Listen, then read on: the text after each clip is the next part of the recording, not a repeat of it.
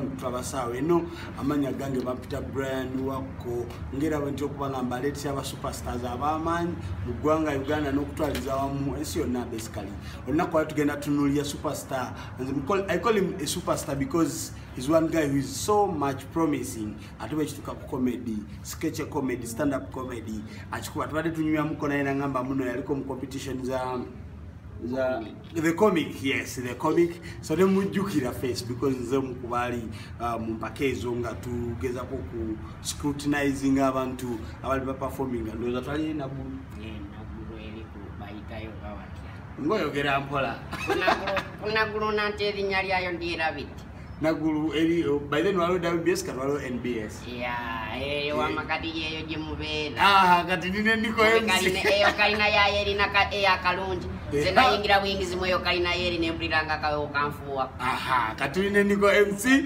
ngayo mkuba comedians abagegenya oba abakwata concept yokubanga ayogera ngo omuntu olwo nikugamba oti nje bulungi jeba kale nayo jeba kale nawe obulamu bwange tebwina bigambo niko yayogera obijjawo binyogera kale mbera ndyawo nange nendabanga bifulumye nga bifulumye biti bifulumye mukama niko amanya gamatufu gwani nzenze Kateregga Nicholas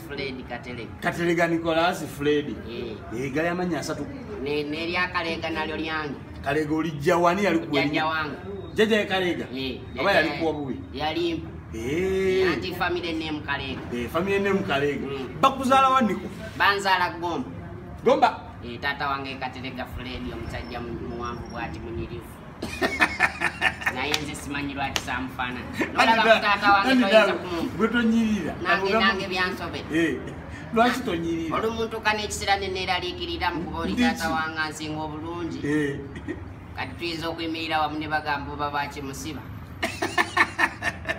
naye ngaye tata wange mwebuni ndabika nafaanana ne mama wange yafaanana bwati niko okusoma ku katini chapu kyonge tuyingire mu concept gyewajija okusoma kwange nze ni musajja muyivu nasoma nze nasoma ebitabo olina ndilina tolina tabu ku bitabo wasomera ddala n'otukyadda ajo sibirinaako buzibu yadde n'akatini nasooka nensoma primary one nensoma ne 11 tugende mpola primary paka P7 wabisomera nabisomera Kakubansiri Gomba Kakubansiri Gomba senior 1 paka senior 4 no bisomera wa nembisomera Kawempe bayitawo bali isomero bali bayita Honest Kings netugenda mu senior 5 ne senior 6 senior 5 ndisomera ku Kegaden College Budo nze ndi Budonian Budonian daba Budonian we Kings College Budonian ye Kings College wo neda nanja amasomero kona gali mu Buddo kitegeeza nange mba Budonian kali Budonian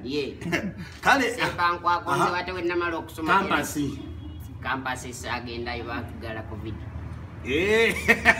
covid yanyamba no eroza zite yanyamba kuba nange okusoma nali boy wale ko okusoma kalo musanyufu yansuso naye namala nengenda refulo yawo ka diploma mu diploma muki mu MDD Bobby J asoma Bobby J nabisoma nalire ka diploma kange yo naye kale sagala kwogera nnyo akogere diploma muki ogambe mu MDD naye wajisomera kale nasoma okuzanya film acting nabisomera ku Mufa Park Institution ya Bati Valley ya Mariam Ndagire Mariam Ndagire asomesa bulungi ekituka ku movie niko amanyago amatufu otugambe gwiga Kateregga Fred Kateregga Nicholas Kalega Fred but kyesinga okwaga okumanya concept yene ya ey'omutolo wajijjawa nze nabeerako 40 waliko 40 ni musajja we 40 era nabeerayoko emyaka nga gingi primary awo nga sinatuuka ate kutuuka genda eri Kakubansiri gye mba nsoma 40 ng'okolayo ki 40 nali mbeera ne jjajja wange jjajjawo mutolo azaala mama omutolo tekati awotegerera nti ndi hafu omutolo ndi hafu omunyarwanda okimanyi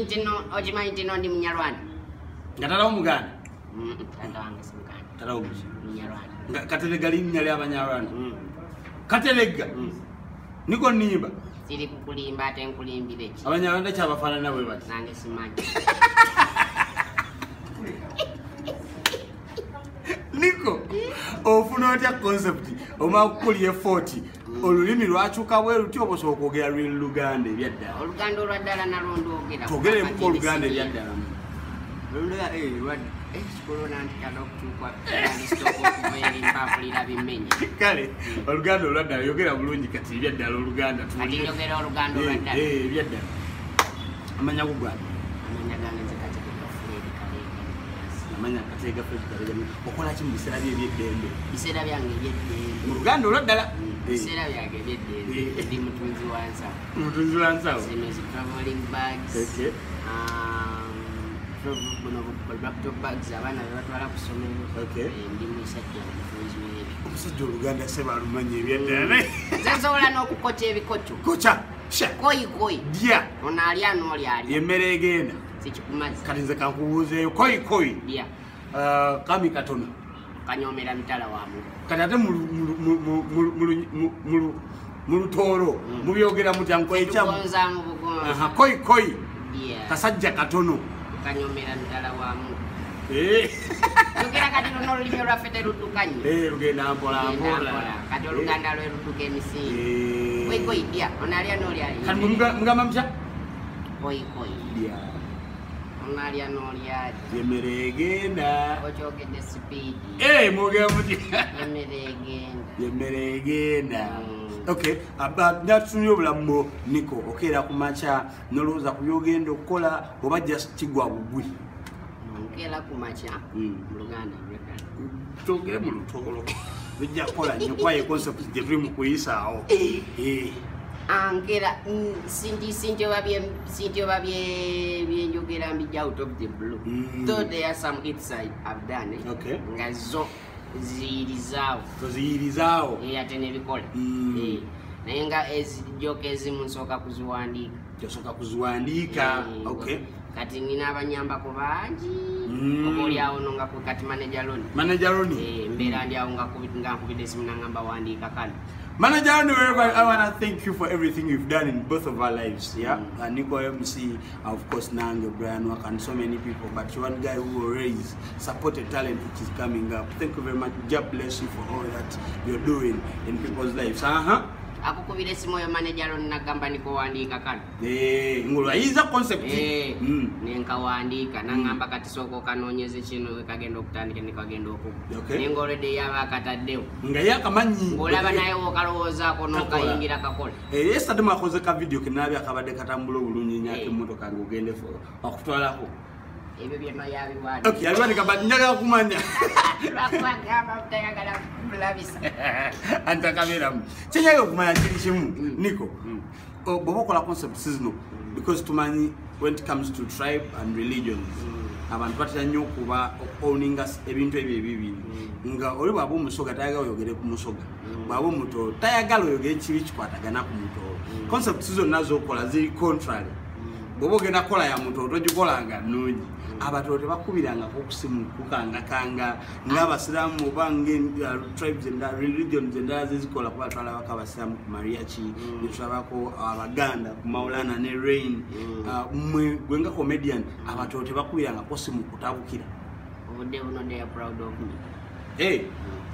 Because kati obudde buno gyokoze enkola sinti oba nzikolanga nvumirira gwanga lyaffe.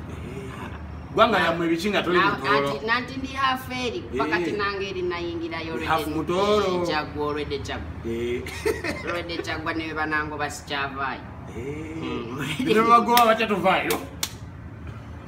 Kati kiriwo ekiti gyoko nawe kati obudde buno ozitunuulira. I'm just playing a skit but when I'm using the tool sinti oba ngamba nti abatoolo baliwe batyo baliwe. Okay, just ozanya skit. But in reality, but I'm using the accent of Lutolo. Okay, in reality, baba tolo bali batya. In reality, and sometimes those people can't believe that I want any single case over the moon. Batolo. To batya. Neda chiwechi. To batya. Chali wechi. Omugezi omuganda nga mugezi. Ulira. Walwechira wechatukiranga batolo babavumanyi. Nabone batandika okuyiga ebintu ebimu. Andi obugezi tumanyi kubba. Afe abatole bete tubikola. Byabaani. Ebyo twabibalekeramu abaganda.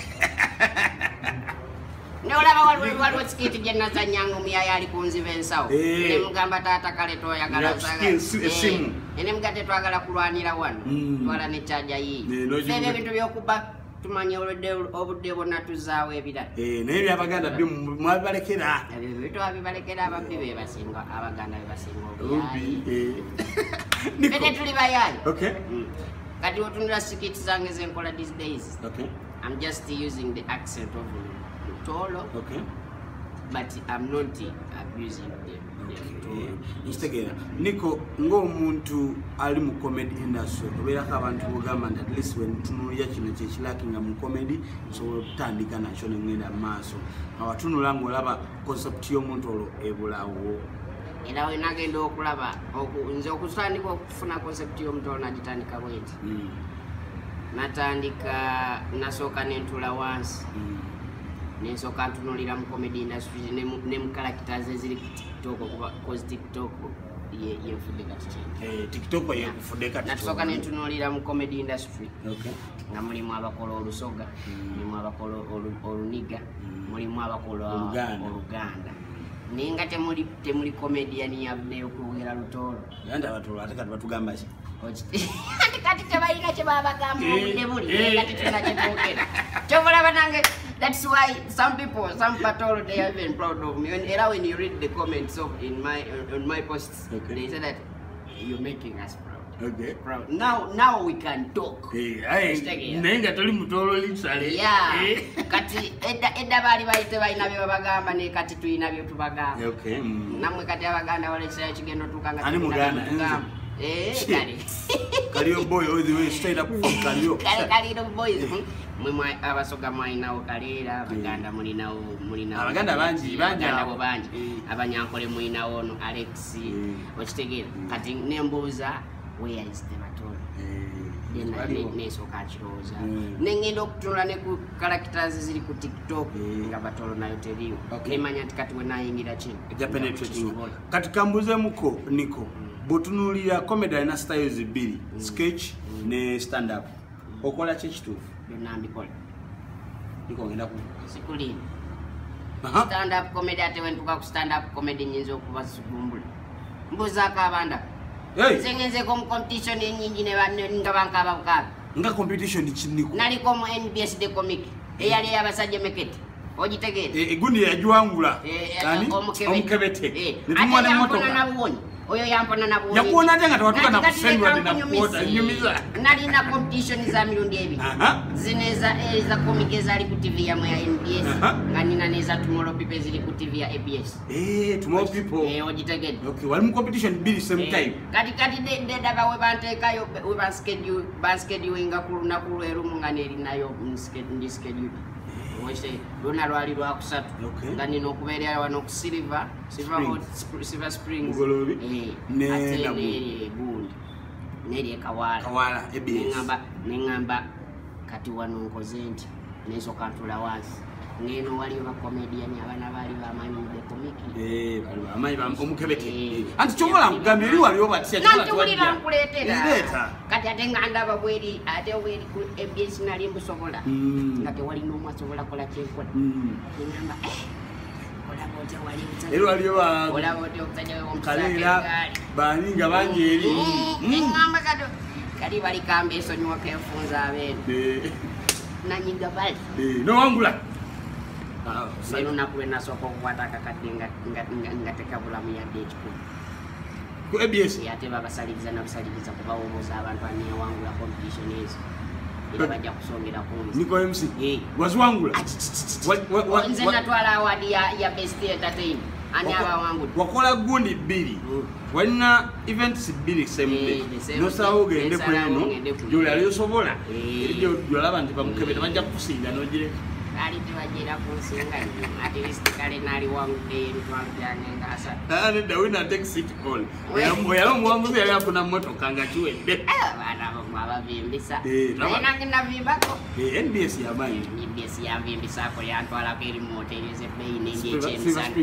nendi ekyemisana nga ningako baali okulyaki NBS eyasooka okuntwalako ku lanchi gye nali sirabangako lanchi nga yamanyi breakfast nga byonna ebyokulya gweweronderako self service natike etolo tebiriyo nali sibirabanga kandi dukirawo nali nkyalimu amaani wakajje Kampala naye naye newulira ndi wakabi oba toolo nga toolo natike esowaani eyo gye mwatutwala okulya ekyemisana natike esowaani bwendi omusajja nambuuza anti yali breakfast batuwa breakfast nga batuwa ne lanchi nesaba omusajja nambuuza ogenda kwetuga ki onaalya lanchi wanatika bwendi buli kalinenkatika kati tutuuka kulakira neziramu netika kyekimu yapita mufuulu nambuuza oli mulwadde oba muli babiri munda yali ambuuza ekituufu yali ambuuza oli mulwadde mugamba taata ndi mulamu n'ebintu ebintu n'akabiraba sabade yakubuuza Niko mu biseera byo ebyeddembe okola ki biseera byange eby'eddembe nga sikoze ki nga toli mu skit toli mu kukola toli mu kutunda nsawo zo tokola ki mu biseera byo ebyeddembe kikyokola njagala nnyo okulaba firimu okay film kikaji kubanga kati mwabavugaze mumulaba tuzimanyi kati njagala nnyo olaba buseri seri nje nimusajja mulabe wa buzannyo bwa ku TV obagala nnyo nzire wakanyimanyi nze remote wogikwatako nga ndaba akazannyo kange twawukana mwawukana niwaba takuwa newaba tampa nga nzeteeka mu buli lunaku naye nga ntunula mu kamera y'abantu ne banengera ne bankubira ne ku masimu ne bambuuza sebo gyebali teri kisinga kunyumira nga kukwata simu ya ku TV kitwale nti gwe Brian wako gwe presenter nkubye essimu nze muwuliriza gwe TV ki katugende kusanyuka Sanyuka TV allo gyebale kale sebo nawe gyebale webale kuweereza kali namwe mwebale kutulaba osinziddewa nze bapita Brian wako nsinzidde kaliro mugyebaleko abantu bekaliro mwebale kutulaba mwebale kutulaba abantu bekaliro tubalaba nnyo tukunyumirwa nnyo mutwagala nnyo nnyo tuba kusanyuka kati mbadde nkusaba otumireyo abantu babiri oba basatu njatumira manager Roni njagatumira nana njagatumira ne Prince Liam na Abdallah babayedeyo kale mukwano gwange mbadde nsaba kimu abantu bekaliro naffe otubuuzengako tutumirengako abantu bekaliro mwena tubaagala nnyo era tubatumiddeko okusinzira wano ku TV yaffe ya Sanyuka TV Morning Express mwebale nnyo okutulekera bananga abantu bekaliro nga bantu banakuba basimu tuweemuko nga bwosobola okukola ku TV bakuwadde Morning Express yiyo omanyi omukena kuyimuka mpuliranga amaanyi nina maanyi bakuwadde sho yakutula siyakuyimuka was Morning Express yakutula tandika kati bantunuza mu kamera yiyo tandika butele Kusanyuka TV tubaniriza nnyo mwebale kubeerayo mwebale kutulaba amanya n'eddoboozi Sekaterega Nicholas ate nga tuba tusimbudde tuyingiddewo ne programu yaffe okumakya The Morning Express mugamba mutya manager wange ku kamera ntumiddeko manager wange Loni mbagala nnyo naye nga tetunabagenda mu maaso na programu yaffe olunaku olwaleero njagala sooka okwebaza abantu bano wamanga abantu siza wano Brian wako nkwebaza nnyo manager Loni nkwagala nnyo ne NBS yonna The Next Media namwe mbagala nnyo tugendagira mu katini bwe tuti ate tubeere nga tukomawo wow thank you very much MC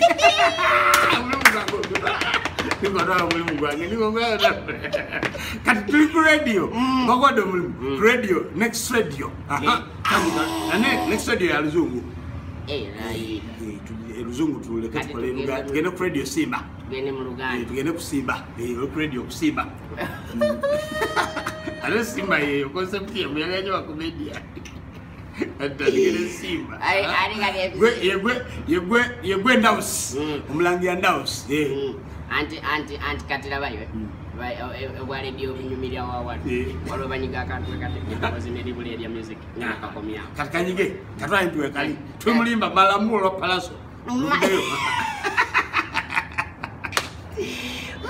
Olima paso malamulo eluzanya kati okanyige Kutelefu ku Simba tuli lubogola Simba program yeddembe mwebale kutuliza mwebale kubeerako amanya n'eddoboozi ze Niko MC nenga mugamba mutya abana ba mama tekiriwa abana beka mocha mweyagala naye nga obudde buno njagala okusooka okubategeeza nti bannaffe aba Airtel bakutekamu ensimbi nateera ate nga tewerabira nti bannaffe aba Yugatiki the 20th they are in this industry for more than 20 years ate nga njagala okutumirako bakyali bange mwenna abampuliriza nga igwe ogamba nti ono Nico die hard oli die hard wa Nico mwenna mbagala nnyo tiimu Nico MC mbagala nnyo namwe tiimu nga temumatira namwe mbagala nnyo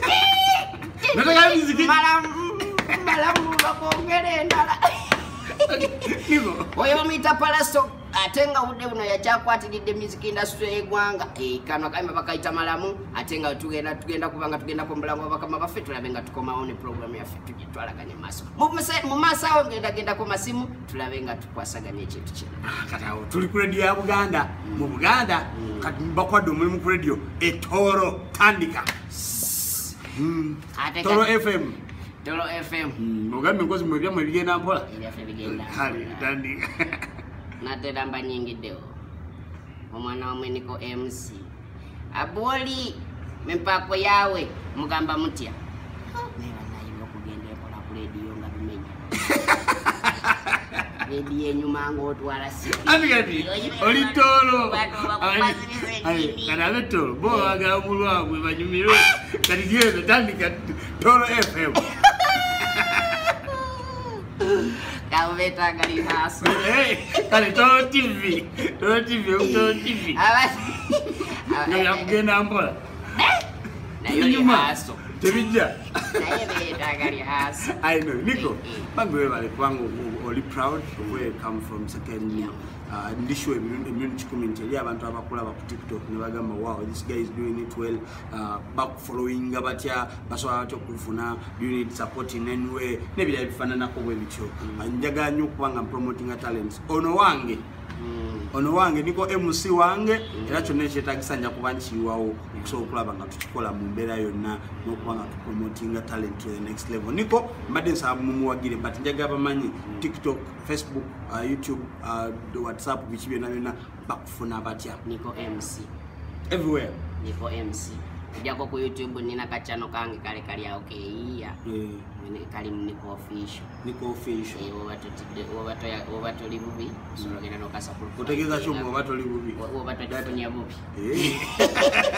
sologenda nokasa subscribe ngako netulabanga kale kakulampola buzibu ki bosanga ku TikTok because abana nga bayisamu eggali ku TikTok oze sinagifuna mbuzibu kuba sina gwe nakoze kompalana sirina ntalo zineyingizamu just buli omukwano gwange ate abakuwalana bo bakolera ki bampalana sinabalaba zinga lwabagala okumpala TikTok eno girabawa in the near future because eringa kati yeriko TikTok if you have the chance to use it let us use it you're using it but you are utilizing all wabagikozeso obubi which is not good because we are here on TikTok to enjoy for me nze najja ku TikTok just kunyumirwa na kukola mikwano obera ku TikTok osobola okukola emikwano kati emikwano budde buno gyennyini singa najja nga nfuma abantu ate saali different so kati oba oli ku TikTok okuvuma it's your content but it's not good because you are not going to make friends content creation ku TikTok simwangu osanga bamu nga berepeatinga dollar content nga baddamu abomulala feeling otyanga they are doing your content ku TikTok they are redoing it they are using my sound nga feeling very proud chimpa courage okola ekirala bakindaga nti abantu they are following my word Nico in the next few years olaba wogenda okubeera when it comes to comedy not other things because you might know where you're going but bwe ng'omuntu okirabawa kino kyokola mu maaso kino kyenkola nze obudde buno wekiri nebye kigenda god knows naye nga wekigenda wekiti nga bantu basupporting as they are supporting me nakubeera kule abantu bakusupporting batya nga gwe bwekyaga okusupporting following liking commenting because there's so many comments z'abantu and abantu kati these people they do love me I make lives and you see above 200 people. Okola live? Yeah. Facebook? Yeah. No, on TikTok. TikTok, I mean. Abantu balinga bibiri bazze kulaba bro. Nenga toyina nakyo bagamba kyambo. That love. Chimpa kale geddamu okukola ekirala nekya nembayiza nekya nembayiza. So kati abantu bano bwe bagenda maaso nga basupporting away. Okay. They are going to put me somewhere. Because of time, my name is Brian Wako, ndine Niko MC. Ngero ndakola tunyumizamu. Kachituga chirichimu ya under some management manager role in Pangzaveni. Pangzaveni, thank you very much for whatever you're doing in our lives. So I'm pushing a talent. At least my brother, Mademba Samu supporting Niko MC wherever you find Niko MC, TikTok, Facebook, YouTube, Nabuluamu. At least put a like. Take a like. Don't let your vako. Take a like. Why would you put a dislike on such a wonderful work or video? And Niko Java, because if I'm Fetunyumiwa, then Gataga bringing up every fan, every supporter, and every person who likes whatever we do. Niko abantu bakwagala. They took up TikTok young and abantu bakunyumiwa. That never take that for granted. And I don't know how am I going to pay them, but I'm really grateful. Yeah, Nalari wakonye 60K. Following now, that's something good. So Niko MC but then Sabachimu mayonge kuanga muwage tutukeri but we blue tick naba but following. Do you wish to do any collaboration video with any superstar for TikTok or anyone who can? Ready. You ready? Yeah. Okay. And for me, I don't check anything. Just play. No, temutia. Temutia se mtu yenda sana kandi kwa bidisa. Sibula wakula wa mulutolo. Kwano jange banange nze simanyi na chengenda kuba wanemwe bale kunjagala badia baswita come on. Abazajja mwena abanjagala n'abakyala abanjagala simanyi kyakuba wanaye basuubiza ekintu kimu ngenda kuba wawaka kuwaka genda bawa entertainment ku entertainment teri kubaza mabega. Ebinyuma kati nze mbirina. Ngenda kubawa ebinyuma. Simanyi kyakubawa ku love gye munjagalamu naye ngenda kubawa kyensolo okuba. Okay. Kuba manya I can kill your stress. My name is Brian Wako. Nine the one and only MC Niko. Mwagala nyono wangi. But then mwagala nga mwagala, you know, is one boy who is trying to make a living and trying to make people happy. It comes with a lot of expenses. So